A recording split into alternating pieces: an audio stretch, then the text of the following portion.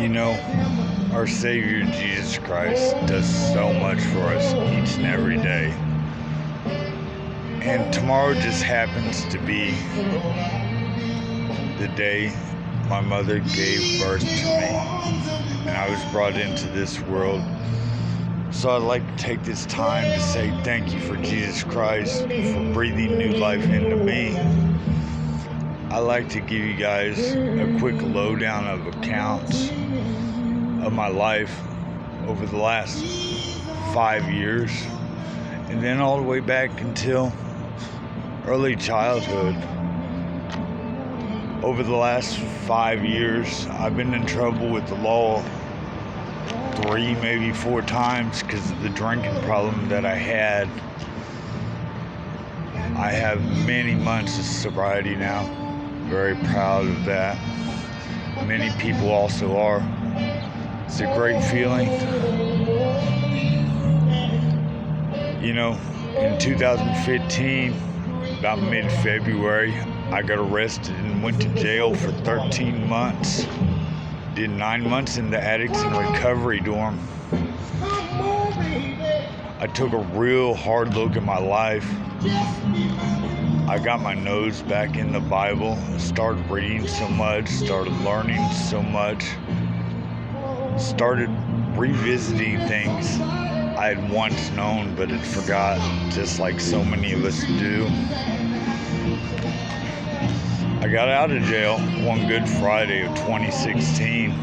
I started working for a concrete company shortly thereafter, pouring concrete burial vaults and a bunch of other things that you can have steel forms for or 2x4 forms for. The company was named Sexton Wilbur. It is named Sexton Wilbur. They're a real good company. Although they messed up, they let me go while I was in a medically induced coma and I couldn't call in.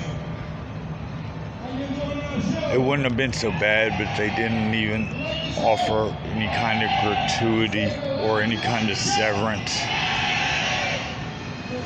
Such a horrible accident. I got called dead 3 times because I made the stupid choice of drinking and driving. I had a 2-3 blood alcohol level. You know, I did skip over a part when I was doing that 13 months in jail. All the material I read. Who needs a university when you lead a life of trouble for so long and it catches up to your ass? So much has went on in my life, as it does all our lives. No two of us are the same. I was trained to kill people by the Marine Corps. You know, they even kicked me out of the Marine Corps because I did what I was trained to do, except I did it to a fellow brother who was trying to harm us with the Rambo knife. I was the only one with the stones to do anything about it. I'm glad he didn't die. The life lessons we learn through everything we encounter. How does it not shape us? How does it not help shape us into the people that we are, the people that we become? Many of us are adults. There's some children. And guess what? There's generations in between. How is it not our due diligence to give them the best help that we know how and to keep them out of trouble by man's law? It is man's law, it's not God's law. But how's what society's asking of us any different than what we usually ask ourselves? Do we really want to go out and be like the movie The Purge and go out and freaking kill people, random people?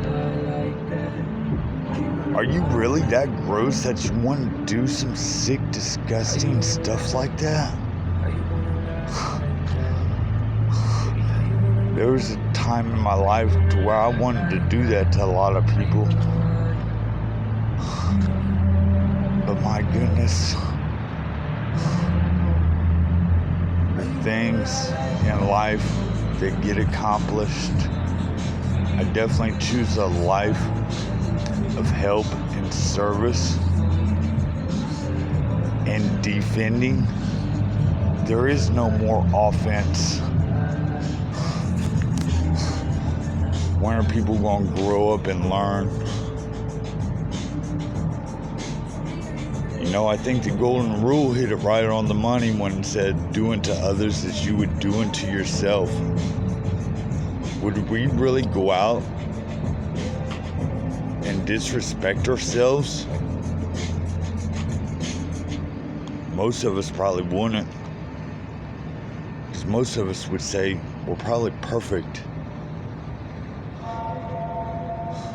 But you know, we're not perfect. Even the most perfect person isn't friggin' perfect. So get off your damn high horses. We all fail our Savior every day. I'll give you a good guess why. He saved us for many reasons. They all vary. But I'd wager to say we haven't lived up to our end of the bargain, but He still allows us into His kingdom. It's a beautiful kingdom, and we're sitting here destroying it.